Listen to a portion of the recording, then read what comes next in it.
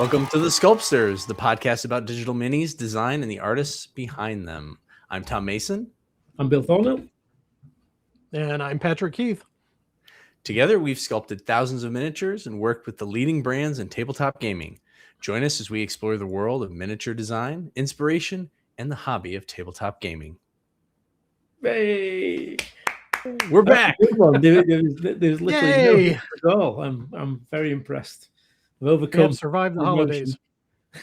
Yes. Well, it's been a while, chaps. How was your holidays? Mine was great. Very busy. I was saw a lot of family. Did a lot of sculpting. You worked over the holidays. I did. Religious almost. It was fun though. Now, where are you, Patrick? Well, we got to take a little bit of time off. We did the family thing and all that. But Vicky and I, we usually carve out a little bit of time for us to do just the holidays with the two of us ourselves. And so she makes a little bit of special food or like, snack things or whatever. And we do like our little gifts and stuff with just the two of us, and watch all of the holiday streaming things, So we did a lot of, Netflix and so you just saw on Hallmark, didn't you, watching Christmas movies? I just know it. Yeah. Well, I mean, we've got all the Rankin and Bass animated things like, Rudolph and all that. The Hobbit. We watched through all of that stuff. Huh? I said, and The Hobbit. Just joking. And The Hobbit. Oh, right. Yeah. Well, that's not really. I know, it's not as Christmassy, but yeah. But so, I do watch that periodically. Yeah. There's the eternal debate. Well, it's not a debate as far as I'm concerned, that Die Hard is a Christmas movie or it isn't. We watch that too. Yeah. Well. Also now, First Blood is a Christmas movie. I heard that. I heard that all Christmas trees up at the police station when they drag him in. So there's another one. Yeah. So yeah, that's now there's an obscure one that's see, I count Better Off Dead as a Christmas movie because it's got Christmas stuff in it. So if you're like a John Cusack fan or those wacky 80s movies and that kind of thing, it's Gremlins, that's a fun one, right? Yeah, Gremlins. Yeah, no, most definitely. I went to see Gremlins on a sneak preview during Christmas when it came out. Yeah. I'll have to send you guys a link. There's a channel that I watch sometimes, and these guys were debating or like postulating about what makes it a Christmas movie or a movie that just happens to feature Christmas. I think you'd agree with a lot of their points. There's a lot of criteria to meet. If it's got tinsel, it's officially it's not real highbrow, right? They're being like normal people about it, just but trying to also give some guidelines and some create some structure without being pretentious. So did you guys get any chance for hobby stuff over the holidays, or is this the stuff that we're going to queue up after the holidays or before? Because we haven't been here for a while, as we know, due to various reasons. Well, the holiday stuff that I have to show, I did over the holidays. Let's pop yours up first, then, Patrick. There. Ooh, they're nice.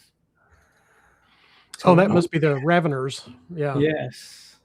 So Vicky had started painting this.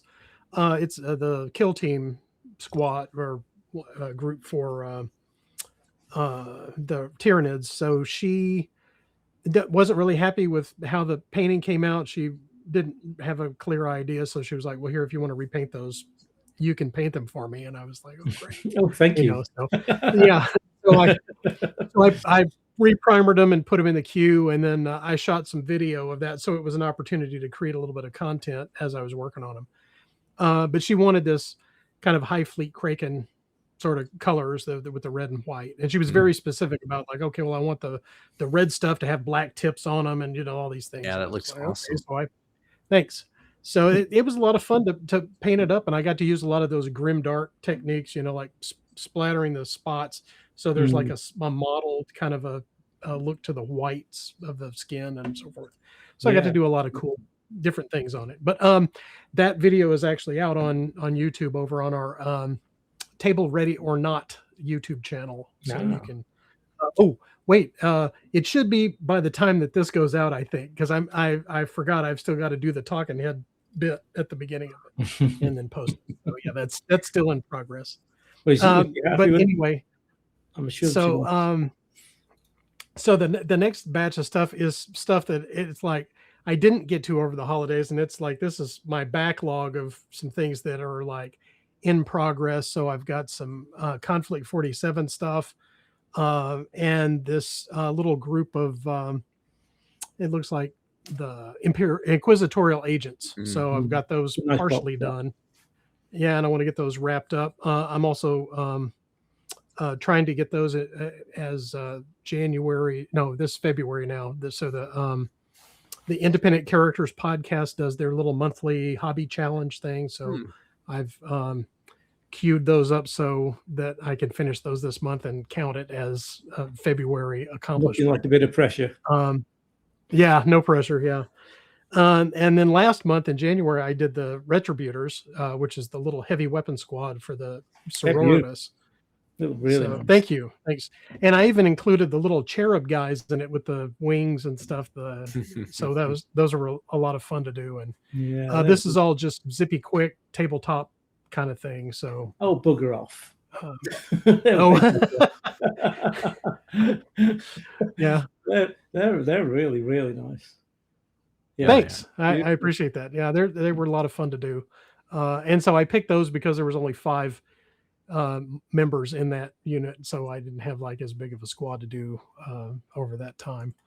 And then over the holidays, we managed to pick up 3 of the Bamboo Labs A1 filament printers. So I've been printing a load of terrain. I went and downloaded a couple of different batches of like Necromunda style terrain and some Kill Team looking stuff. Nice. And I've started printing out board tiles because I want to make a couple of different boards. And then I also backed the mini wargaming Kickstarter for the Depths of Perdition PDF. So that's like a bunch of like dungeon tiles for the interior, like a Space Hulk kind of a thing. They're very nice. Yeah, that's a really cool set with like lots of neat props and doors and accessories and things like that. So yeah, so I've printed up like shipping containers and floor tiles and all that kind of thing. That's what that's what the printers have been doing over the holidays. This is all for your Kill Team board, I'm assuming. Yeah, well, yeah, it's for Kill Team and probably Necromunda if I get around to doing that too. It's so it'll work for like a lot of different things. Plus our other sci-fi stuff if we get a chance to play Stargrave or 5 Parsecs from Home or any of that kind of 1-page rules, that kind of stuff. Yeah. So how many FDM printers have you got now? I've got 3. So we've got 6 resin printers that I run the production for Bombshell on, and then the 3 resin printers will start producing the scout ship kit. I've been running some tests of those parts to see how I can get those to print in a production capacity, and so we're going to try to box up some of those kits and take them to Adepticon. So that'd be cool. I'll be working on that for the next couple of months. Nice. Tom, you've been very busy. I mean, so yeah, we haven't met in a while, right? So gave me some time. I will come clean to the audience though that I still haven't finished painting that Robotech model that I showed in the past, but that's okay. I may or may not get to it eventually. But yeah, so this first figure here, this little knight guy, this is actually so I did this I can't remember if I did it. I think I did it on the weekend that I did my solo mini sculptors retreat or shortly thereafter. But what this is, when I did that retreat, one of the things I did was I sculpted a head. I practiced a different technique studying an artist, and I really liked the head. And this miniature might look familiar. This is one of my STL of the months from past episode. And I had one printed out. I was planning on painting him. I was like, wait a minute, I like this head I did. And it's based off of, I was studying this particular artist. And I was like, I'm going to put that head on this miniature. So I sliced off the old head, put that one on all digitally, right? And then printed it out and painted it up. So that was fun. I was glad to get one of these Arbiter miniatures painted up, even though it's, subbed out with my head. That was a blast. Very characterful.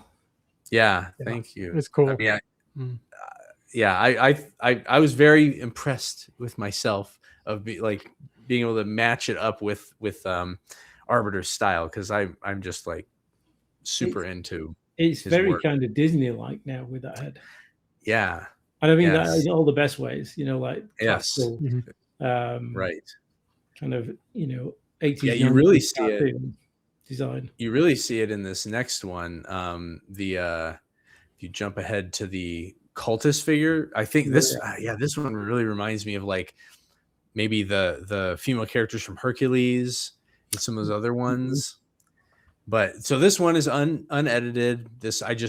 I bought this figure at the same time as with another STL of the month, and I'd print them off at the same time, and I just really wanted to dive in. So this was me trying out some new painting techniques too, trying to do these where basically everything's just a really light color and you're dabbing on heavier washes and then popping out a couple colors. I don't know, just trying different things, trying to not worry about it too much and get in my head, because painting is something I like, but if I'm not careful, it's something that I try way too hard for.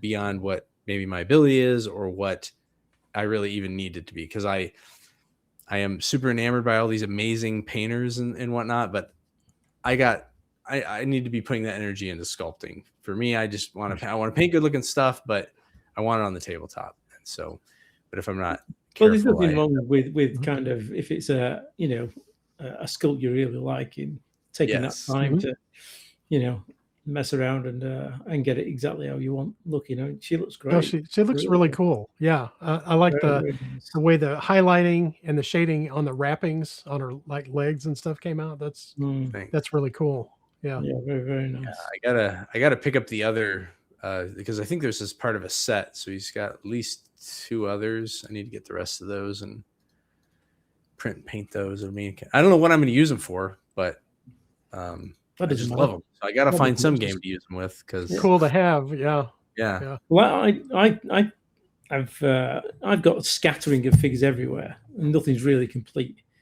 And I think I've now joined a gaming group 20 minutes down the road, and they play a lot of different games. Stargrave and Frostgrave being 2 of the most popular ones.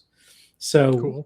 I think it's about time I got myself a generic pack of fantasy figures and a generic pack of sci-fi figures, just for that kind of figure agnostic game.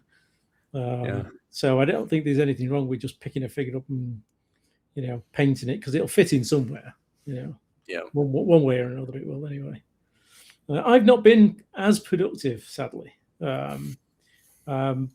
So the first thing is I got my Trench Crusade rulebook yesterday. Nice. Okay. The door, and in fact I've got it here, and it is a weighty tome. It really is.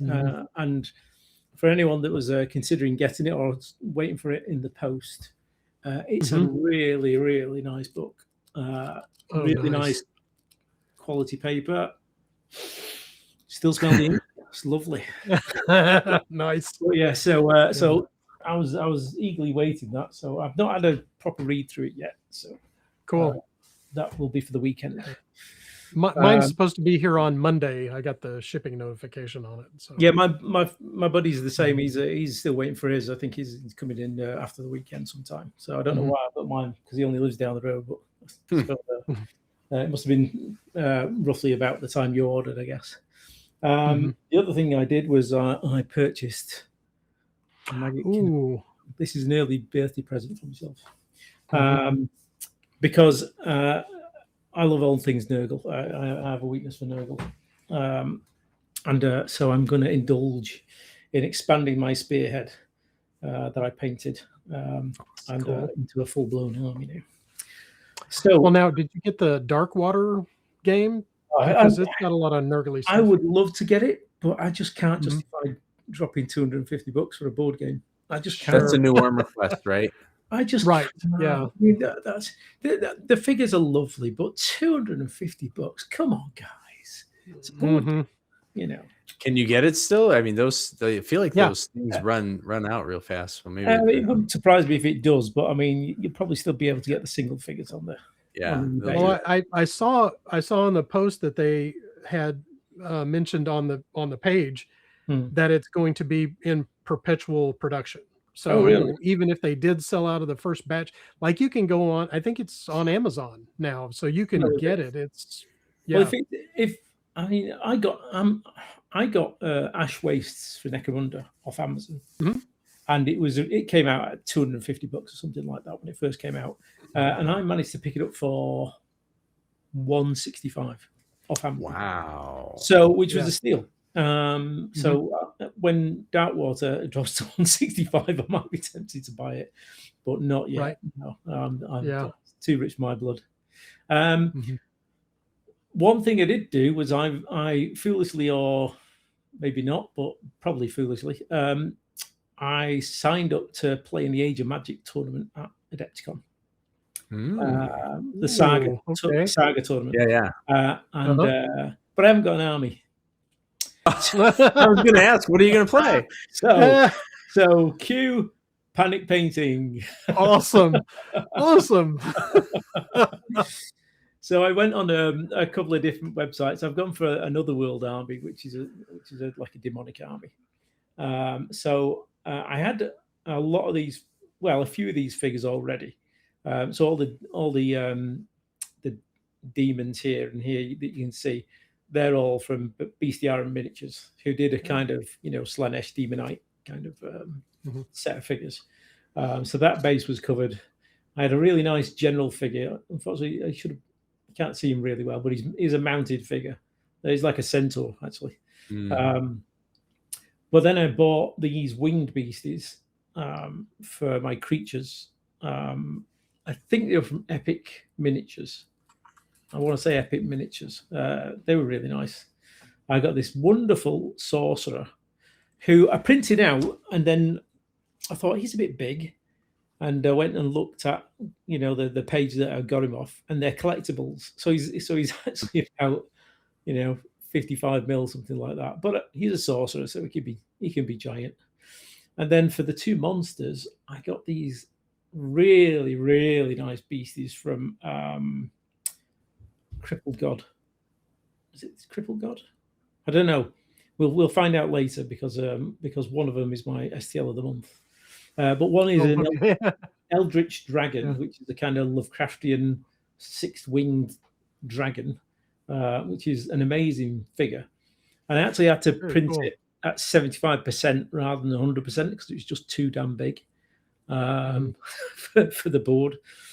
And then the other one is by them as well. It's a Lovecraftian piece. I'm not really sure what it's called, Azoth or something like that. But again, another fantastic sculpt. So I undercoated them today, and now I've got to start painting them. And there's going to be a lot of airbrushing. Right. With these, I'm picking up. I've picked up some techniques from the Italian painter Marco from YouTube. Yes, Marco Frassoni. Hey guys, love Marco. Hello guys. Yeah. So I'm kind of going to follow some of his painted techniques. So that's why they're all red at the moment. That's the kind of the shadow base, and then they'll build up from blue to violet. You're gonna do like oil washes and oil washes over them. Yeah. Okay. Very cool. So wish me luck on them. And I put them all on some base. I actually made the bases myself to look like lava, like lava rock, just to give them a bit of a uniform look. Although the general's got his own, and so have the beasties, but not to worry. Very cool. Yeah, that's my painting project. So you might actually see some painted figures from me next time. Oh, nice. Okay. Yes, or because at least some work in I progress. sure hope so. I can't. got a deadline. I can't turn up at a tournament with unpainted figures. That's Yeah. kind of blasphemous for me. Right. Yeah, I just have to not go. And then I've been printing as well. This is just a quick snap of just part of the stuff I've been printing. Wow. Yeah, that's cool. This is for my kind of Mordheim board. And there's another pile in the corner there that I didn't take a photograph of, which is stuff for. I'm building 2 boards. I'm building a Mordheim board, and then I'm doing a Frostgrave board as well, a kind of winter one. And I thought about using the same buildings, but the Mordheim's kind of Renaissance-y, late medieval, whereas the vibe for Frostgrave is more kind of high fantasy, early medieval. So I printed off some separate runes for that. So that's going to keep me busy. I have only one printer. They look really great. Oh, well, they look really cool. Yeah, they're lovely figures. They're from the Hexengard range from Tidewheel Studios. Which, if anyone wants to check them out, have some fantastic buildings. I printed I did it for a friend. He didn't have one at the time. The giant windmill. It took forever. But I just had a crappy old Ender 3. Good workhorse. I got it done, but it took forever. Yeah. These bamboo A1s just whiz through them. I mean, comparatively speaking, they're pretty damn fast. Well, now you're printing these in sections, right? Because the floors stack. Yes, they're all in bits. So they do each level, so you can remove them if you want. And they come as a ruined set or a full set, depending on what you want. So he's just brought out. You see that building that's in the building there. That's part of his current set, which is called the Narrows, and he's done like lots of terraced houses to fit alongside each other with alleyways running down them, and the backs of them are kind of blown out and ruined, so you can have a kind of hopping from building to building kind of thing in your games. Cool. So yes, hopefully they'll see some paint at some point. So yeah, that's my hobby stuff. That's what I've been up to. So we've all been busy, haven't we? But I suppose we've had the time to be busy, considering it's been so long since we. Well, I mean, I'm feeling the crunch now because with Adepticon coming up. So. Yeah. Well, do you have special Adepticon projects? I know that. What, Bill, is your tournament thing for Adepticon? Yes. Or? Yeah. Okay. Yeah. So that's solely for Adepticon. That's my Adepticon project. Yeah. Okay. I have a couple things. Mostly, I'm bringing some things just to have for open play with friends and stuff. So I'm painting up a few more BattleTech miniatures to flesh out some lances. I am going to play in the Hametsu, one of their events, which I've had that book for 2 years. I never opened it, but I've just been enamored with the game wanting to play it. I finally cracked it open, read it. Rules are fantastic. And I'm going to use that samurai dude that I sculpted and painted as my hunter, I think they're called. Yeah. And my buddy's got that. I had a flick through it while I was around. I'll have it with me. If we have time, I think we could try a game. It's pretty. It's not, it doesn't take a ton of time, but it's a lot of fun. Yeah, it looks really good. Yeah, and I got some other grand ideas of things to do, but I'll talk about that later if I actually start acting on them. Well, I've got a couple of Golden Demon entries that I'm going to try to bring for Adepticon this year. Yeah, I've got one piece that I'm sculpting for the open category that's a bust, and it's the character is the pilot character from Double Eagle and Interceptor City, the Dan Abnett books.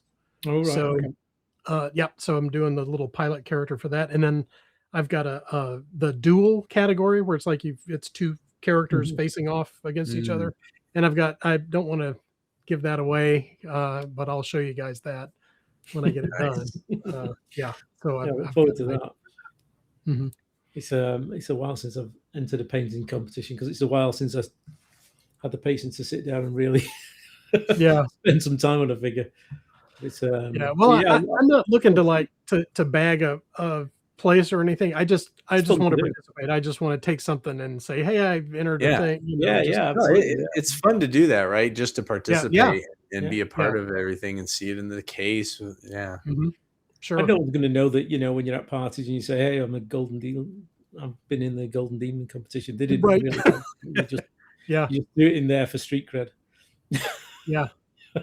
Well, I didn't take. I took a screenshot of this and I didn't include it in my batch of pictures. But I talked to Victoria Lamb, and when we get on the work section, I'll go over why I was doing that. But in her, what we were doing, like what we're doing now, is like a video conference thing. And on her workbench behind her, she has this shelf with like all of her Golden Demon trophies just lined up across there. I was just like, oh my gosh, you know, it's crazy. I didn't realize she entered. Yeah. Huh? I didn't realize she entered them. Oh yeah. She was like a really early Slayer sword winner for like her Oh, I didn't realize first that. diorama. She did. There you can look it up on the little website thing. Yeah. It was what was the martyrdom of Saint Joan or something like that, where it's Sisters of Sigmar, and they're trying to rescue Joan, who the witch hunters have tied to the stake. So it's like this little Mordheim diorama. Yeah. And she did this really super cool source lighting, which was the first time, I guess, that anybody had seen the source lighting in the Golden Demon. And so there's the witch hunters, and they have the torches, and the light is reflected on the brick wall or whatever behind it in the diorama. And so she got the sword for that. Nice. So, yeah, it's cool. I'd really like to have a go at OSL, but I don't have the. I'm not brave enough yet. Yeah. Well, check out El Miniaturista over on Instagram, because man, he's got the there's some crazy people on Instagram. There really is. I'm probably following him if he's an O. I follow about 3 or 4 painters on there that are very good at OSL, and I look at it and go, yeah, that seems straightforward enough, and then I go, yeah, not ready yet. Okay, let's get down to work then. I'll go first because that's the order it's in. All right. I was late actually with my my tribes this month, so I released these right at the end of January, which were a couple of figures for Silver Bayonet, which are I did the British. They needed doing urgently. So this is a disreputable British rogue, cautiously advancing, looking suitably ragged. And what I've done is I've also done like a historical version. So I've taken away all the the garlic and the estates and things like that. So if people just want them for normal kind of historical skirmishing, then they can have him for that. And I've done 2, but they've gone out of order, unfortunately. So we'll go on to the next one, which is, like I say, I've entered this group now that plays Frostgrave and Stargrave. So I decided I'll make my own war bands for them. So they just happen to, go to the tribes as well. So this is a kind of mercenary archer, all wrapped up for winter. And I quite like. I stole the pose off a previous figure because I just like the pose. I just like the idea of him just advancing, ready to loot one off. So he was fun to do. Yeah. And then I like the armor on that. I like the breastplate. Yeah. Yeah.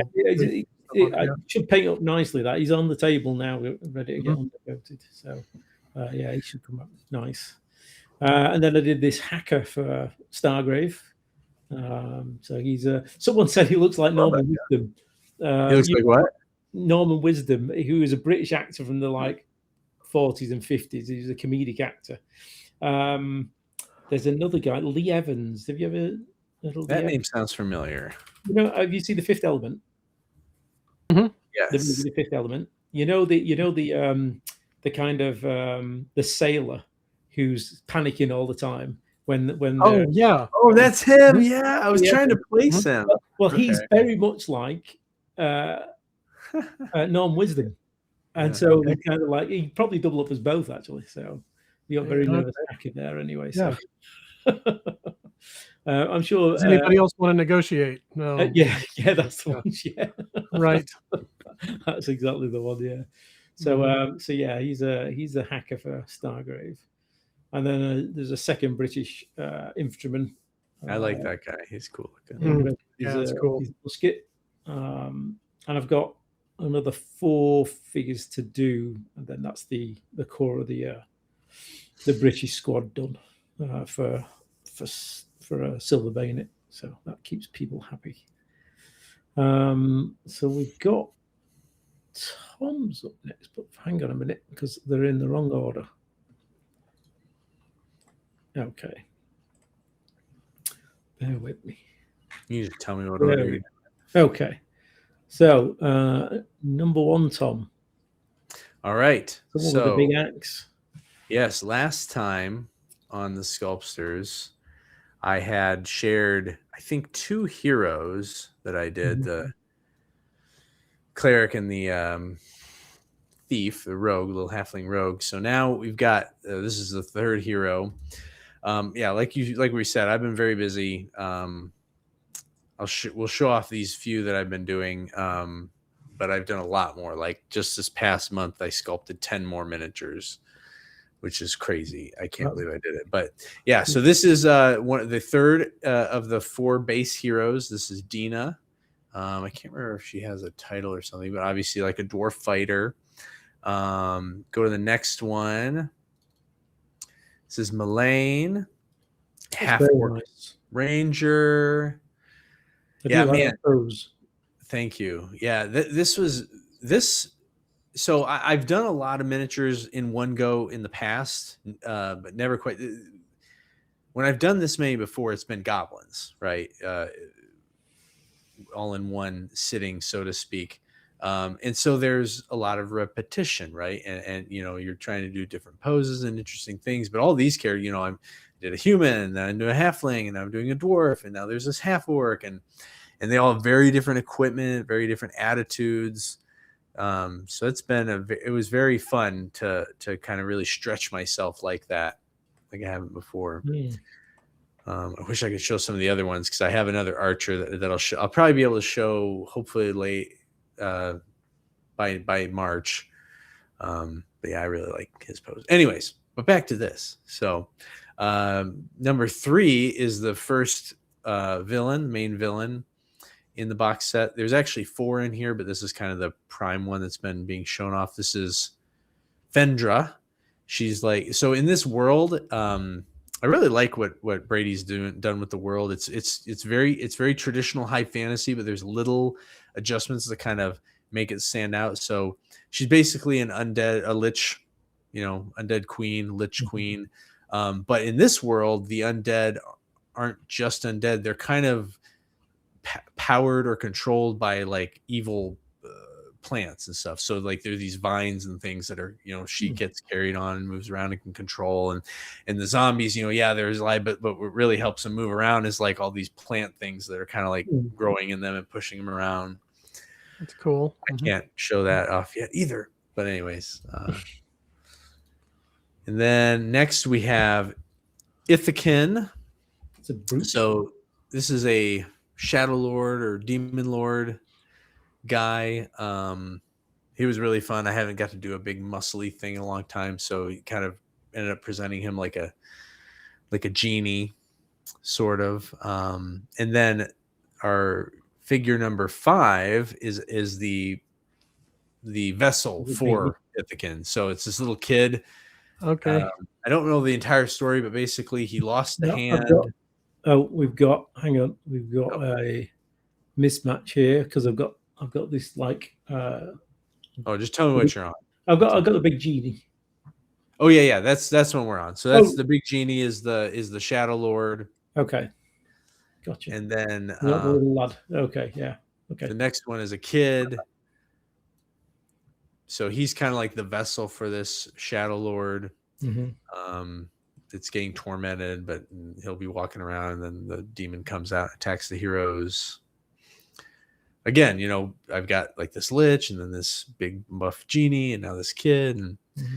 And next is Gulak, the orc shaman or wizard, something like that. She's an evil wizard. This is kind of funny. I like doing the kind of fat blobby arms there. So. Yeah, the bingo wings, as we call them. Yeah, there you go. There you go. And last but not least is Corvana, who is a that's nice, like queen of the harpies or something like that. That's cool. Yeah. And I guess that's another thing. Like I haven't done a ton of female figures in my past. It's always been just haven't had a lot of them. So this line has quite a few in them in the games for the heroes and for the monsters, and so it's been a lot of fun doing that variety there. There's actually going to be, so there's 2 more heroes and then there's 10 minions, and I've got them all sculpted now. I actually just finished the last minion last night, but those are being held. So if anybody wants to, they'll be revealed during the campaign, but they might preview them a little bit ahead of time. So if anybody goes and searches the Malice of Light Adventures on GameFound, you can follow it there and see more, or we'll share it here when I'm allowed to. So lovely, very cool. Yeah. Very, very, very clean lines on them. Yeah. They'll paint like a dream. Yes, very nice. Yeah, I'm excited. I need to get. I was doing test prints of them all, but I got into this mode where I just had to keep sculpting. So I'm looking forward to getting a little promo copy printed up for myself. Are you gonna paint your own set? Maybe. I don't know. I'm back and forth on painting my own miniatures. So, I know. I'm the same. I don't like painting my own miniatures. I really don't. Yeah, I don't get any. Like I'll say this. I love painting my goblins. I love them. Yeah, probably because they're very easy. You can just and they're fun. And I might paint some of these, but there's just so many other things to paint. So we'll see. Yeah. I wanted to paint some of your goblins. There's a what is it? Snarling Badger, the yes, Uncle Adams. They have a little zine that comes out, and they had a goblin game in that, the Great Argle Bargle thing. And I thought, it'd be fun to paint up a bunch of Tom's goblins, because I've got a whole box full of those that I got on your Kickstarter, and I need to paint those up to play the Argle Bargle thing. I think. Yeah, I'll have to go look for that. I found the zine the other day. I didn't realize they had a goblin game. That's cool. I was listening to their podcast on my walk this morning. The podcast. Oh, really? Okay, yeah. That's very informative. Yeah. So as far as my work goes, I've been working a ton of stuff, but I can't show any of it. So it's all stuff that is like, well, it's going to be in production, or we haven't announced it yet, or this kind of thing. So I can tell you about it. But the picture that I have is the stuff for us for Bombshell. I did a little set of elementals. So we used to have these in metal, and so now we can 3D print those. So I went and revised some of these sculpts. So I've got each one of the little elements represented here. So that was a lot of fun. It was really fun being able to put the face in the little tornado thing. And so I was kind of talking with Vicky about it. I said, what I need to do is make a little sharks and put in that and scale it up, so there's like a little Sharknado. Yeah. So, that would be fun. But as far as our, so that's what I've been able to get done for us, but I'm still working on some other things that I want to be able to put out, that I need to have ready for Adepticon, because I've got a convention mini that I'm going to do this year. So it's kind of like a Rogue Trader character, and I'm doing 2 different versions of that.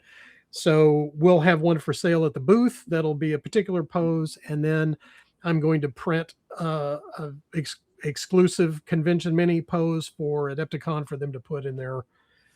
Well, I don't think they're putting them in their swag bags, but I think they're giving them away for tournament events and prize support. Nice. So there will be a bunch of those out there. So I'm working on that, and I'll show you guys some pictures of that once I get that a little bit further along. Cool. I've been working on the Sisters of the Old Blood for Tabletop Time, and so I've got the second batch of Sisters of the Old Blood done, and well, not done. I mean, I'm starting on the next batch. I got the first batch finished, and they signed off on those, so I'm starting on another one, and that Kickstarter will be coming in March or April, I guess, something like that. Cool. I'm also working with Victoria Miniatures again, which is kind of fun. It's engineering. So it's like, I'm not even sculpting stuff. She's like, she has all these files for her next Kickstarter, and she's like, hey, I need these shoulder pads on these arms, and can you like do that? So it's like file management kind of stuff. And I was like, yeah, I can do that for you. So I've taken on some of that to help her out, get all of her production pieces ready for the Kickstarter thing on there. And yeah, that kind of stuff's a nightmare. All the different file, Yeah. Well, it took a while to kind of figure out what her file structure was in ZBrush with like here's all the folders, and like these guys are over here, and here's the arms and the things. And so, yeah. So it's a lot of juggling. It's like you're saying, because it's like, well, this stuff is over in this subtool or Z tool, and then this stuff is over in this Z tool, and you have to copy and paste and do the import and whatnot. So it takes some concentration. Oh yeah. Yeah. And then there was one other. What was the other thing that I was working on just the other day? DGS games. I'm still working on their On Shadowed Streets is their shadow run type modern fantasy miniature game. So yeah, cyberpunk kind of stuff. And the factions in that are really cool, because there's like vampire hunters and vampires and werewolves and all that type of stuff in it too. So I just did this angel type character. So it was kind of like seeing Tom's harpy character. It was like, yeah, there's like wings and you do the feathers and all that. So so that's an ongoing project that I'm working on until they get ready to launch that. Cool. So as soon as I can show you guys renders, I'll post those. Yeah, I look forward to it. Yeah, that's a lot. That's a lot. Yeah, busy bees. Well, no. Well, that's good. Everybody's got work. That's it comes and goes. It can do, yeah. Okay, well, that's our work done. Should we get onto our topic?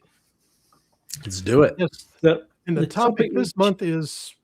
You do it. The topic this month is video game stuff, right? It is, yeah. Video games that inspired us. That's it. The video games that inspired, indeed. The ones that we stopped work for to play. When we should have been working, we weren't. Well, I don't know how inspired I can be by Tetris, so I don't know that's a valid. That's a good point. Yeah, how much time have we wasted on those uninspiring games that don't help us with our creativity, but help us. We'll do yours first, Patrick, and this is a favorite. For okay. Okay. So I just heard that. Let's see. Here's my topic. Yes, StarCraft. Right. So it kind of goes back and forth, because it's like, well, 40K inspired StarCraft, and StarCraft inspired 40K, that kind of back and forth sort of thing. And now they've got their official tabletop miniature game out. So it would be cool to be able to sculpt any of that at any point. But the models look super great, and they do. And when it first came out, I played it a lot, and I enjoyed the Protoss faction because they were kind of Eldar like, and I played the Terrans because it's like, well, they're Space Marine like. But I think what's really fun about that to me is there's kind of an upgraded retro look to the Terran armor, because they've still got the big bubble helmets on them, and that's if you've seen any of my Counterblast stuff, that it's like, well, I like that kind of retro sort of look. And in the Superman movie, what was it? The Man of Steel. They had like a little flashback where he's like looking at the thing, and it's like, hey, all the Krypton scouts had gone out and scouted the worlds, and they had these big bubble helmets with lights and stuff on them. It looked just like this, and I thought, man, it's cool how there's sort of this thread of design aesthetic across, all of that kind of armor. And when I picture, like going back to the Starship Troopers book, the way that kind of sounds, it's like, well, it looks more like this to me than it does more than like it did in the movie, So, but I don't really have like a big list of games of like different kinds of stuff, because as a Mac user from the way back, there weren't like a lot of games published for Macintosh. So it was like Blizzard was one of very few publishers that published video games, that I could play. Yeah. And so it tended to kind of revolve around StarCraft and Diablo and, Warcraft and that kind of thing. So, but that's my pick is going to be, the StarCraft stuff, because I really like that. Yeah. That setting and that aesthetic. Yeah. It's, I know a lot of people have asked me to do that stuff. It's not something I made something like they're like the Tyrannids, but they're like the Zerg. That's it. Yeah, Zerg, a little modular one, which came out fine, but it was I don't know, because I hadn't played the game. I don't think I had the enthusiasm for it. I think you've got to be really into it to appreciate it, and it's like trying to sculpt something that you're not totally into. Yeah. It's kind of like, it's a beat down. Yeah, it is just a bit. Yeah. So we've got a whole list of things here, but I think we're going to go with Tom, and it's all a bit messed up for some reason. And I'm not taking the rap for it. Oh man! All right, what are we starting with? So I can go to your first one. Okay. It means it's a bit jinky. Good, because I had a story. You had a story. Okay. We have got number one. Okay. A topical one at the moment. It all started with Fallout. Fallout was my favorite game. Fallout 1. Forever and ever and ever and ever and ever. I played it over and over and over throughout the years. I still like it a lot. I don't know if it's my favorite game. It's still a very big part. But the reason why I wanted to call this out is because when I went back to think about this, I was like, what has inspired me about like video games to sculpt? Because I've not really been one to do, not that we're talking about doing fan art, but I've never been one to do fan art. Like I like to see other artists do it and everything, but I'm usually thinking, okay, I want to do my own figures, concepts, ideas, and sometimes they're inspired. But with Fallout, I was desperate for years to want to make a game that was sort of Necromunda meets Fallout. I would draw sketches all the time of the Raider armor and all the different things, and I was imagining how I was going to do that. I never did any of that. I never sculpted any of it, but I spent a lot of time obsessing over it. So if you go to image 2, whoops, I clicked the wrong button. There we go. If you go to image 2, I mean, this artwork was super inspiring too. I just loved the illustration and everything, and because it was kind of super heroic too, but then the game is all pixel art. But this third image I wanted to highlight, because this was the part that I like. Whenever I would restart the game, like if I ended up not playing all the way through, I'd always play this part, which is the first raider camp you encounter. It's like the first time you start to really get into it and fight people, and there's just all these bad dudes you had to beat up, and they had this variety of armor, and so this was like one of the factions, right? It had to be raiders, and so it was very inspiring. And now there's all sorts of great. There's some really great post-apocalyptic games out there. Get this test. They actually made Fallout, right? They made Fallout. They made it's an actual thing. Yeah. So I'm rather enjoying.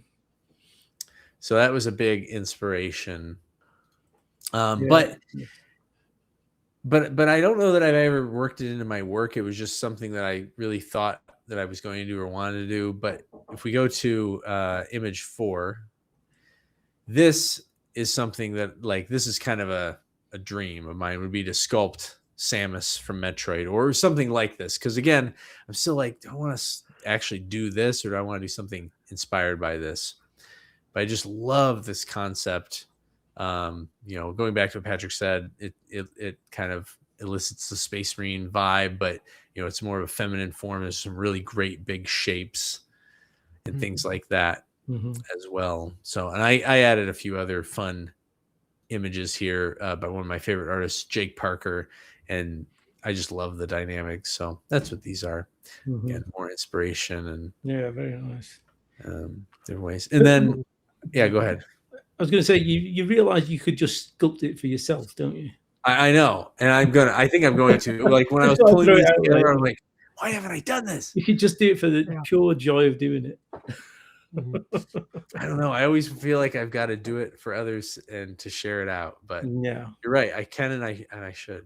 Yeah, and I could still put it out. Cool concepts. Yeah.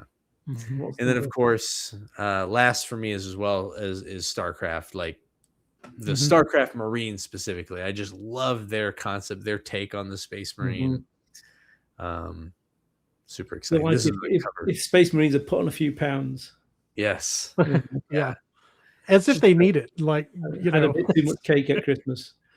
Now, this is something that I will do, and I'm very much looking forward to the game. Like, part of me is excited the game's out because now I can get those Space Marines and not try and make them myself. But I will be doing some kind of Space Marine, Tom Mason effigy miniature Space Marine eventually. I've got a game very far along. Nice. Ooh, called the Blade of. I actually finished a version of it for the what was it called? There was a challenge that Rule of Carnage and Malev was running called One Box War Game. So I have a version of it complete. Ooh. To show it to you guys sometimes, but I'd be interested because you're I know the stuff you did that I saw. Is it Gears of War? Mercs? Not Mercs, that was it. Oh yeah, Gears of War. And that was all done by hand, wasn't it? Yes. So yes. Every one of those. I'd be really interested to see what you do digitally with that kind of stuff. I'd be interested. Well, and the cool thing about that is if you're doing a squad of them, you just build that one suit. Yes. And just pose them in, different poses. So it's like it goes a little quicker that way. Yeah. Yeah, very, very cool. I'm sure a lot of people are excited for the StarCraft game. So yeah. I'm sure they'll do fairly well. Who's producing it? Is it Modiphius or is it someone else? Archon. Studios. Yeah. Let's check it out. Yeah. All right. Well, the models look amazing. Yeah. I've gone for the first game I ever completed as a video game, which was the classic Half-Life. I'd not been so absorbed by a game ever before until I got this game. And it was just, just absorbing. All the different kinds of aliens and the story and the background to it were just fantastic. In my eyes. Such good jump scares too. Oh, absolutely. But with action. Yeah, with the head crabs just leaping out at you and all that kind of stuff, and just these zombies walking around with the head crab on was just like, wow. No, I don't think anyone had seen anything like that before. The concepts for it were really, really cool. So this actually did inspire me to do some figures based on it, and they do a heavily based on it. I'm not gonna lie, but I did them just because I wanted to do them so badly. So I did. But they're just such fun figures, and like this little doggy thing. This little. I forgot about these guys. Yeah, dog thing that was just like it reminds me like of a Boston Terrier or a pug. You know what I mean? Yeah. It's just like the alien version of a pug. It's just this really ugly thing that just chases you. But yeah, I love the concepts of it. So I did a few myself, and I did the head crab people, but obviously with my own design of head crab. And just because for any kind of sci-fi game, if throw it in, if you want to throw a random enemy in there, zombies go with everything, don't they? Yeah. And you can also have the little head crabs themselves kind of scuttling around and and chasing. Yeah, I love the little crab guys that you did. Those are great. Yeah. Yeah, they were kind of and again, it's like you only have to make one and then just pose it all different ways. Yeah, kind of nice. But I mean, just for quick enemies on a board, and I did them for things like Stargrave because you can just call them whatever you want, can't you? Really, they're not. You're not getting too wrapped up with them.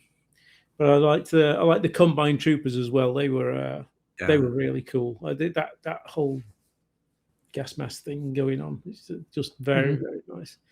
So I did my own versions of that as well, which came out rather nice. And then these weird aliens, and I can't remember what they're called. They had like one big cyclopean eye, and then they had another two eyes at the side. I don't know what they were called, but they were kind of bizarre looking things. But they were kind of fun to do. Yeah, that's cool. So I like the big eye on it. Yeah, they were just. It was just such a great game, and it was also very cerebral, wasn't it? Because it was all puzzles. It was all trying to get from one side of a room to another without falling to your death or getting chewed up by something. So it was just very immersive though. So like like I said, you're right. You had the balance of action and the puzzles, and it just kept it moving. Yeah, it was just so engrossed. I was so engrossed rather when I was playing it that I'm sure that's why I have an X now.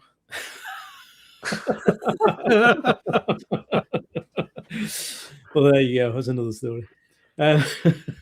So yeah, that was a fun one, and I kind of liked doing stuff that was similar to that that people can use as proxies for the real thing. And I picked more than one. My next one is probably my favorite sci-fi game that I've played on video, which is XCOM. Or XCOM 2 to be more exact. That's a great choice. Because it's basically a war game. It's a tabletop war game, but on computer. Okay.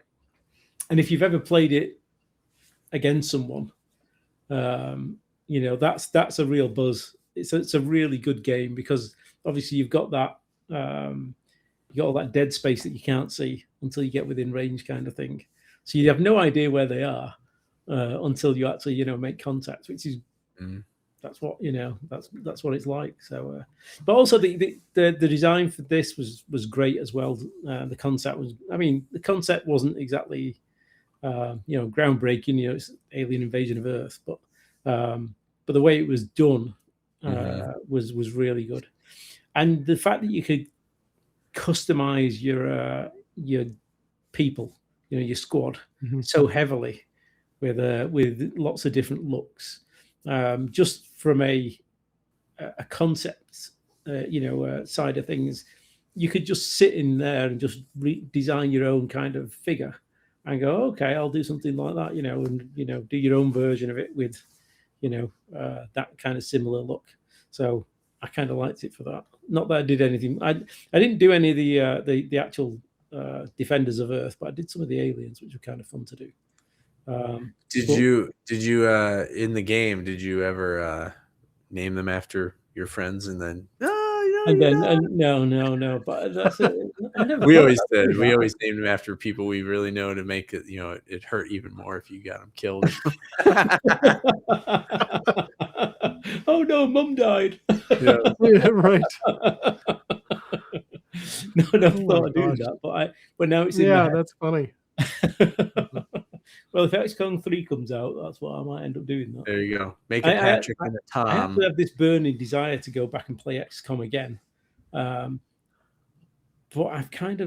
I always feel guilty about playing a computer game now because I feel as though I should be doing something else. Even when it's time off, it's downtime, weekend. Yeah. I just think, no, I can't justify just sitting there just playing a video game, which is nuts, really. Yeah. I'm the same way. I have to be very deliberate and schedule. Okay, it's okay. You can enjoy yourself. Yeah, for an yeah. hour. Calm yourself Right. down inside. It's time It's to okay. You're not doing anything wrong. Yeah, I had to let my World of Warcraft subscription expire because I just don't have. Mhm. I would rather do hobby stuff now and paint and do stuff than sit there and do that. So I think that's one of the reasons that gets me, because I feel as though if I'm sat there playing a video game, I could be painting yeah. and getting a project finished. So, but then I end up just sitting there and watching YouTube instead. So, should just play the damn game, shouldn't I? But yeah, I mean, XCOM's just got some great concepts for aliens and stuff like that. These great big mutons, like their spandex suits were great. Skipped far. I did not realize how many of these were from that or inspired. I mean, seeing it now, I can see it. But when I saw you release these before, I'm like, oh, that's a really cool creature or alien. Yeah, the slow men were really a cool one. I didn't do them quite as tall as that, but they were kind of similar. But I think these were if I remember right, these were the kind of the first brute kind of figures that you meet in the game. So they're not the usual kind of, the sectoids that you're fighting. And all of a sudden you have these things that can, take a few more shots and you're like, oh, sugar, now it's coming for me. So I kind of like those ones. And then you had these kind of serpentine, lizard, snake creatures, which were really kind of cool as well. They would make nice figures. I think. I mean, cool, we see them kind of in fantasy settings, but not really in sci-fi settings. That kind of thing. Right. It's kind of a Naga type of. Yeah. Mm-hmm. Then you got the greys. The little scuttling greys, which are kind of fun. I really think everyone should have a range of greys. They're kind of so useful in a sci-fi setting, aren't they? Especially, have you got any, Patrick? Have you made any greys? Because you've got lots of retro stuff. Yeah. No, the thing that would kind of fill this role are the guys with the little eye stalks, the Illyrians that I did. Right. So that's the closest thing that I've done to that. But I would like to do some stuff like that, or some cryptid things, or that kind of thing. It's more along the lines of ancient aliens, and just go and pick out like all the different things that they describe in that. It's like I'm going to do one of those and one of those, But those are cool looking. Yeah, very good. And then there's these kind of insectoid kind of creatures, which are almost like insect centaurs.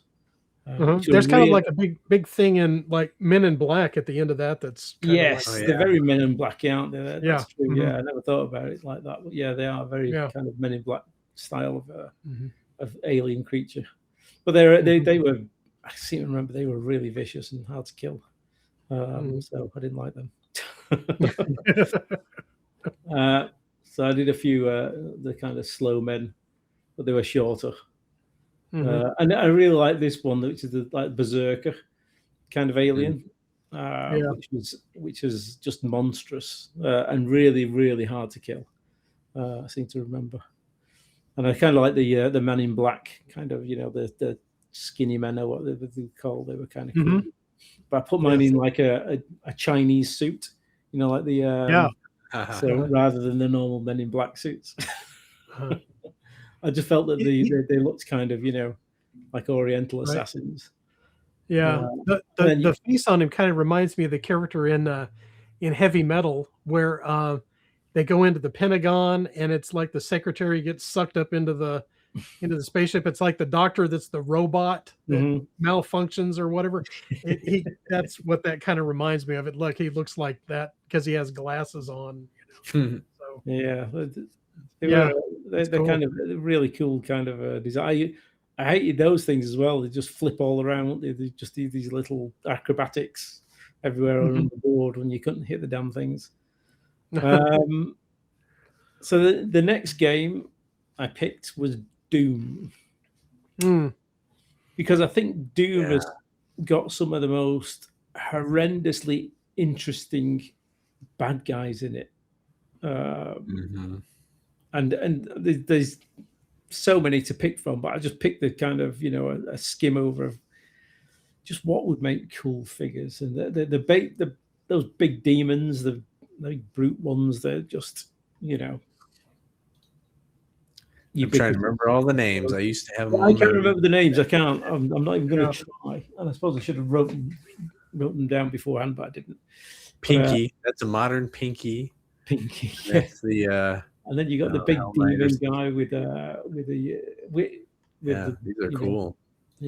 just such cool figures. And I think a lot of people have done derivative versions of these already, but it doesn't stop the originals being really cool. This one, the brute with two cannons on his arms, is just Mhm. just what a fantastic figure. just a fantastic figure. I mean, and what's nice about sculpting digitally is you don't have to worry about how much putty you're going to have to use. Yeah, right. Right. Yeah. Like that. It's easier to just keep bulking stuff out. That would have been a big project in traditional sculpts. That would have been a big Yeah. project. Yeah, without a doubt. Mhm. What else did we have?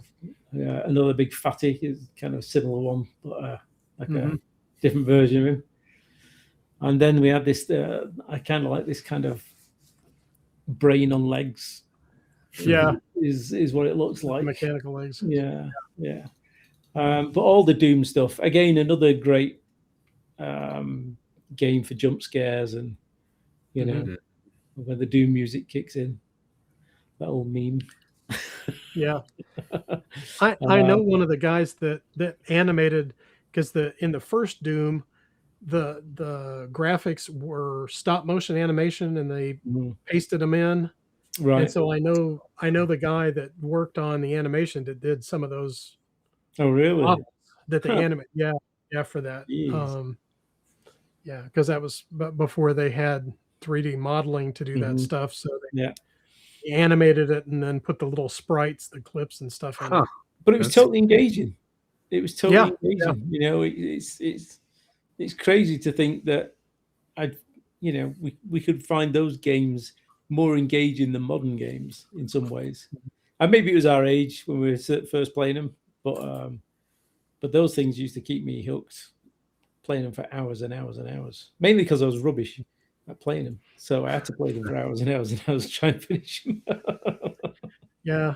I never could get past level 3 of like Earthworm Jim. I'm not sure. I never tried that one. Yeah. Yeah. So some are just some of them are tough, but I think all the games we picked have all got real kind of a real flavor to them that would make them great miniatures. Mhm. Like you say, those bubble marines from StarCraft are crying out for a big figure. Yeah. Mhm. A big Yeah. 75 or 100 millimeter figure look pretty damn good. So yes. So Definitely. if you had any IP that you could cover, is it StarCraft that you go with, or That's I the actually one that comes to mind for me. Yeah. As far as games go, yeah, I would think so, because I haven't really played a lot of computer games or video games. Now, if I was doing something outside of figure sculpting, I'd want to do something like what is it, Starfield or Homeworld or something like Mhm. that, where Mhm. I could build a fleet of like different ships for a faction, and I know like what is that, Drop Fleet Commander? There's Oh yeah. a game Yeah. like that Yeah. where you've got these cool fleets that reminds me of something like that. I think that would be kind of fun to do because it's different, and then you get to do like hard surface modeling and that kind of thing, which is different than a lot of the type of stuff that I do. So that would be kind of a fun departure. Yeah, something very Would different. be just to do a fleet game. Yeah. Homeworld was a great game. Mhm. I played that quite a lot when it first came out. And there's has either of you played Eve online? Nope. Mm-mm. I had a That buddy was- that was deep that- into it. He showed me oh, his spreadsheets and spreadsheets and spreadsheets of that's how a he rabbit managed hole. this That's a game. rabbit hole Yeah. to go down. But I And I Yeah, like I'd heard about spreadsheets. that. I started Yeah. playing it in the early days when it had not long been out, and that was very absorbing. But for designing, different kinds of craft, that was a great game for spacecraft.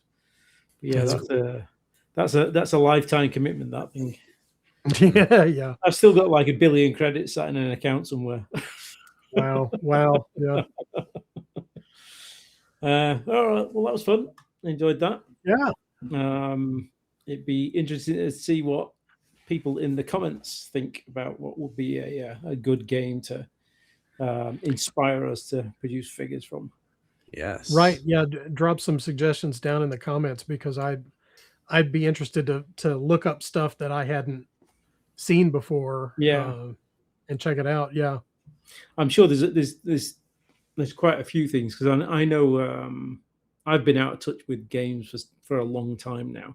I had a look at a review last night of a game called Menace, which is kind of XCOM-y.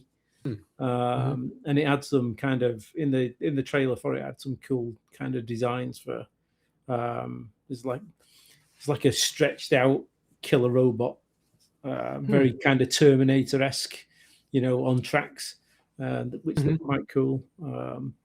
But yeah, it'd be interesting to see what other people who've got time to play video games could come up with. Yeah. Point us in the right direction. Right. I actually did just play a video game and beat it, but it was a shorter affair, not a massive thing. So that's usually what I play these days. I don't play these games that go on forever, like that you live in, and they're like experiences, Yeah. 5 to 10 hours. Enjoy the story, enjoy the gameplay. Maybe play it again in the future if you really want to, but otherwise just leave it like that. Yeah. No, I get that. Okay, well, let's do STL of the month, shall we? And I've got a feeling it's Tom up first. Yeah. All right. Yes, we have someone who I'm very familiar with. Yes. We have Matty Knuckles.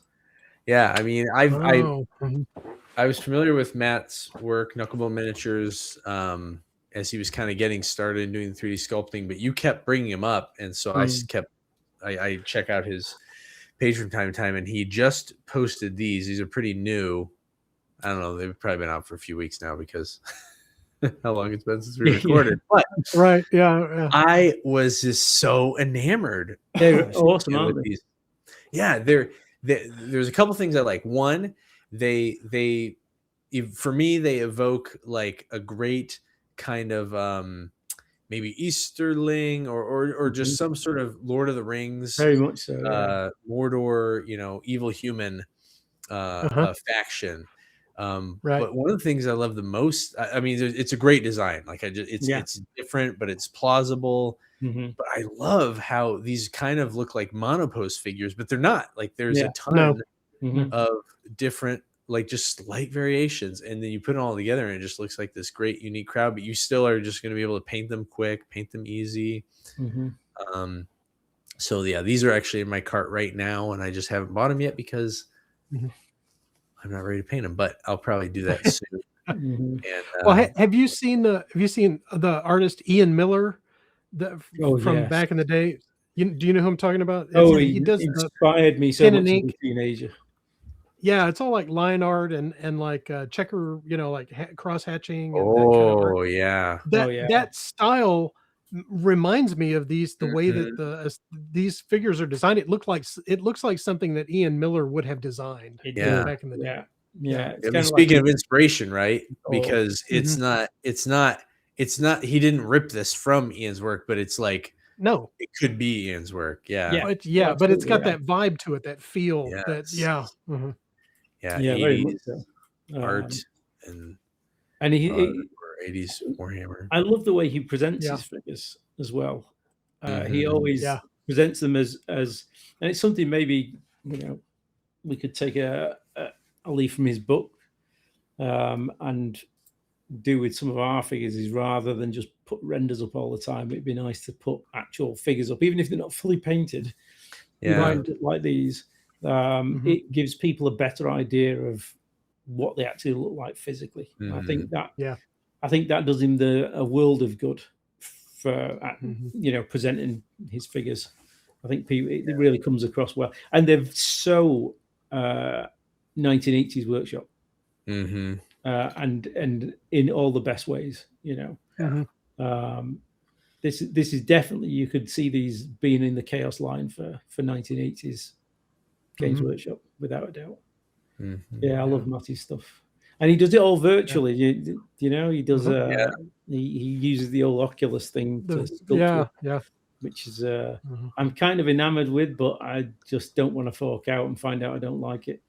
Well, I mean, that's crazy, right? Like it's funny. I think all of my STL of the months, I'm trying to remember all of them, but Arbiter Miniatures and Knucklebone are virtual sculptors. They both sculpt. Who's the other one? Arbiter Miniatures. Oh, Arbiter. Oh, right. Yeah. Really? Well, and when I was going in to try and learn his techniques, I was like, I'm going to see if I can figure out, like, how does he do it? Does he have any videos? And I'm watching this interview. It's got these two people kind of talking to him, and he's talking, and then I'm kind of like looking down, doing something else because they're just chatting. I'm waiting for stuff to actually happen. And then I look up, and all of a sudden he's got a helmet on. I'm like, what is going on? And he's like doing all this stuff. And brings up the screen. I'm like, what? Oh, wow. No way. It's very intriguing. I actually sat and watched. Matty shared his screen with me once, and I was just watching him do it. And it's just kind of like, I mean, I don't know whether I could get on with it, but I love the idea that you can just manipulate it so easily with your hands. It really does look easier, right? It looks like one of the things that I noticed is when we're sculpting, you're approaching it from the front, from the viewport, right? When you're in the 3D, you can see them. They'll take their hand and they're like, oh, I want to put this thing on the side. You don't have to turn it. They could, but they just reach around and they put it there. And they, if you had a tool in the clay. I genuinely love to have a play with it sometime. Wow. I never thought. I went back to the UK over New Year, and I went to Nottingham. I should have given Matty a shout and see if he'll let me play on his Oculus. But I don't know if try it out. If I was sculpting miniatures, I don't know that I'd want to gesture like that. I think it would be more like that's a fair point. That's a fair point. Like to have the feeling with like, okay, well, I've got my Optivisor on and I'm I'm sculpting this little thing. That would be more realistic to me, All right. Well, Patrick, you're up next with. Did I have with one of my favorites? Let's see. I have got and dozens dozens of including. The My Mini Factory had their winter sale thing, like around Christmas time. That's like, hey, everybody's got discounted stuff, and so I was like, okay, great. So I put this in it, and now that I have a filament printer, I downloaded these great Necromunda terrain sets from Print Minis, and I really like the style. Even though it's like, well, you could say, oh, well, this is very close to, the actual official GW looking stuff. It's different. I mean, it's shaped the same, but like the rivets are different, right? Yeah. So I actually think it's a different feel. Yeah. It's a similar design, and they made it to fit in, but I think it has its own feel about it.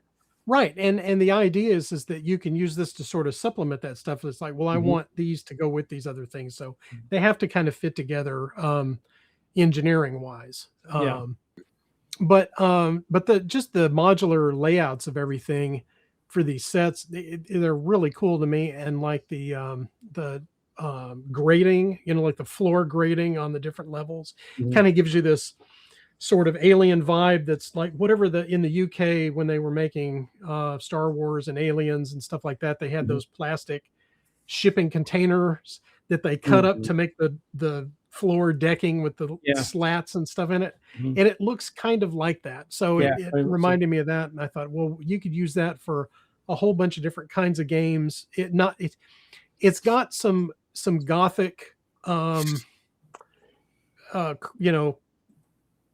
design elements in it. So there's like the little arch things, but Yeah. it's not There's so no gothic that There's no skulls in it. yeah, right, yeah. So Not a there's lot of not like a skulls lot of going that on. where Yeah. yeah. So if you wanted to play Stargrave on this, you could, and it would be Yeah. like, man, that would still work. It looks industrial. It looks, there's a lot of pipe work and And he does. vents and dials and things. Have you seen Yeah. the like little stores that he does, like the little rat barbecues and Yep. I have some I guy- have a bunch of that stuff still in my shopping cart for the next sale. So he's- I've got it all on my to save list. I've got a few of them. I've got loads of their stuff for Necromunda, but the specific stores that he's made for different things are just fantastic. yeah, because he's got like, what is the little sushi thing or something? There's like some kind of food. Yeah, there's a whole There's yeah. selection of them. I can't even think of there's one for the Esches that's like a poison shop, right. poison factory. Yes. Yeah, they're great. They really are great. Right. And on their tribes thing, I think it was, I can't remember if it was last month or the month before, but they had like a big mining rig that was it was on wheels or tracks or something, and it was like a moving refinery where it chews up the stuff and then refines it, and spits it out the back. And there's like a trailer that goes onto that, and I think it's like an ash waste type vehicle or something. But I was like, I'm gonna have to have that. That's and they do some nice figures as well for Necromunda. I mean, I think they basically do everything for Necromunda. I think the whole gist is it's all proxy. Yeah. And they're great. They do some really nice stuff. I actually just printed out some of their little kind of centipede gribbly things for Stargrave because again, it's a nice generic kind of figure that you can use for all sorts. Yeah, very very nice stuff from Print Minis, without a doubt. Yeah, definitely recommended. And their tribe has it. They churn out a lot of stuff for their tribe. It's not a small release. You get you get a lot of stuff. All throughout the month. Like each week, they're releasing. Well, here's another thing, and here's another thing, and so it's you get a lot of value for it. But so I have yet to print these buildings yet, but I did I showed the picture. I've got the little floor tiles for them, and so I've started to put the magnets in those, and they magnetize together, and nice, and put the stuff on it. So very cool. It's very cool. Well, I've kind of given mine away at the start. Mine is the this wonderful Eldritch Dragon from Flesh of the Gods, which is just an incredible piece. It really is. It's so well made, fits together beautifully. The only thing I didn't like is that the claws kind of bury into the rock, which doesn't feel right to me. But I mean, doesn't matter. I mean, for one thing, it's not going to fall off the rock because it's really well set in there. But the design, I love the design. It's just so mental. It's got 6 wings. As well as this huge gaping maw at the front with tentacles coming out of it. I mean, what's not to love? There's eyes all over it, spikes everywhere. It's just like the perfect kind of chaos demon dragon. It still blows me away that because of 3D printing, we can have miniatures like these. Can you just imagine the nightmare of casting this in metal?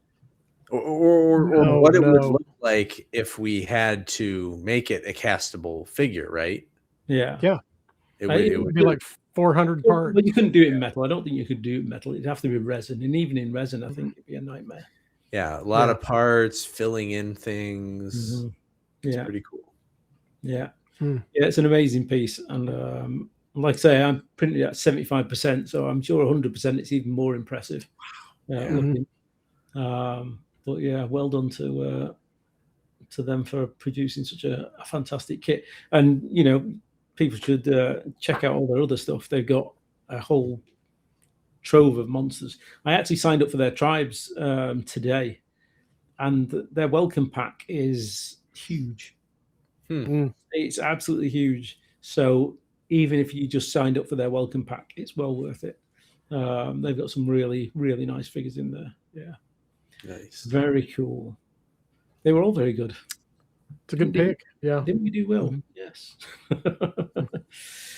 Okay. Well, this has been quite a long one, actually. We're on. Yeah, well, we were catching up, right? We had a Hour and lot- 24 minutes, which is Mhm. it's a bit more than usual. If anyone's still awake while watching this, well done.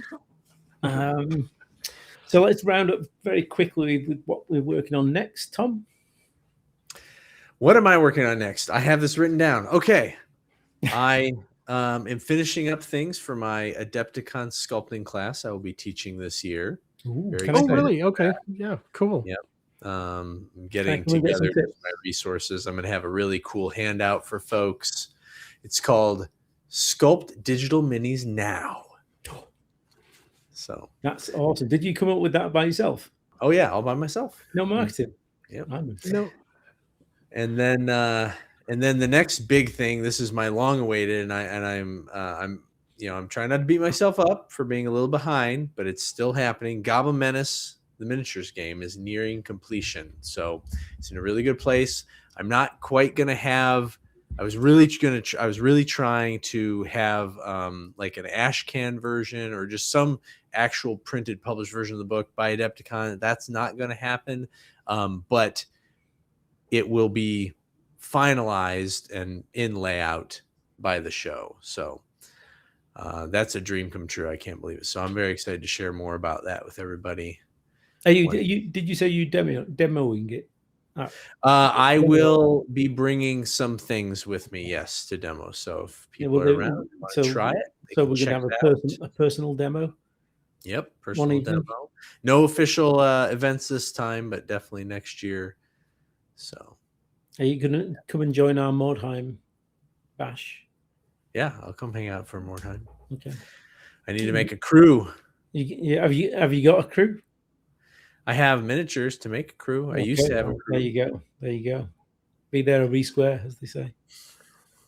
What about you, Patrick? Yeah, I would definitely want to play. So go ahead. What's next for you?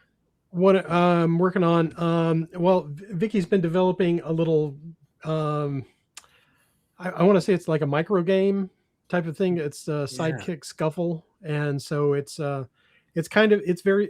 similar to like pet battles in World of Warcraft, where you've got like a little team of pets and you fight another little team of pets. And it's on a hex grid that's on an 8.5 by 11 piece of paper, with different terrain printed on it. Anyway, so she's been play testing this for the last couple of months. And so I'm sculpting little set like I did the elementals. That's going to be part of the game. So she's given me a list of like, well, I need this team and this team, and this team, and all that. So I'm trying to get as many of those done between now and Adepticon as I can. So the idea was to try to run like unofficial demos of it to kind of test it out. I think she wants to have it ready to publish it by ReaperCon, which will be Labor Day weekend. So like later in the year. But it's basically just going to be like a little zine kind of a thing that's, folded, stapled kind of deal. And then, have some stuff that you can download. So sounds cool. Yeah. So it's fun, but I'm looking forward to, since I've got those goblins, I'm looking forward to playing Tom's Goblin Menace thing. That sounds fun. Have you got anything that you're working on yourself for Bombshell? For myself? Yeah. Well, that's the. Excuse me, everyone. Yeah. Let's you. Yeah, all the sidekicks and stuff are for Bombshell, so we'll be putting those. Oh, okay. Right, I get you. Vicky's just the lead. It's the lead creative. Gotcha. Yeah, she's writing all the rules and doing all the mechanics and that sort of thing, and then I'm sculpting the stuff for the game so that there'll be models for that. So lovely. I'll keep you busy. I'm going to be doing more Silver Bayonet. I want to get the British squad wrapped up this month, and cool. And then I'm going to do some more Frostgrave, I think. And I've got a whole set of figures that are just begging to be converted into Stargrave figures. So I'm going to start working on them as well. So awesome. Busy month this month. Oh, and I've got Mhm. commission piece for More Games Atlantic for another Sharp character from the Sharp series. So Cool. this time it's a Hagman, who's their kind of Dead-Eye Dick sharpshooter Mhm. chap. So that's what I'm going to be doing. So yes. Very cool. Okay. Well, good episode, chaps. Yeah. A Great long to one. see you both again. Yeah, it's yes, we won't leave it as long next time. In fact, we'll stick it in our calendar straight after the show. Yes. Shall we? And just Mhm, we weren't absolutely. clear to everybody. We all three of us will be at Adepticon, so if you're there, Mhm. look for us. Say hi. Yeah. And if we can Let us fit it know if in you our watch the schedule on Wednesday night, we might be able to go hit up the influencers meetup or whatever Yes, they do on Wednesday night. I would like to and- do that. and We should do that. talk to the Yeah. other YouTubers and whatnot, since we have an official podcast. And that's and true. so Yeah, forth. yeah. Oh, yeah. Yes, we we can, can crash mix, that. mix with the celebrity clientele. Right. Can't we? Yeah, we need some like little Sculptsters buttons or Oh, there you go. We're gonna have something, to or have t-shirts. stickers or We're gonna have to have t-shirts, aren't we? There yeah, you go. yeah, we can do We'll t-shirts, get right? T-shirts. Okay. Yeah. I'll get the t-shirts made. All right then, chaps. We shall see you next time. All right. Bye from See me. you later. We'll see you next time. Bye.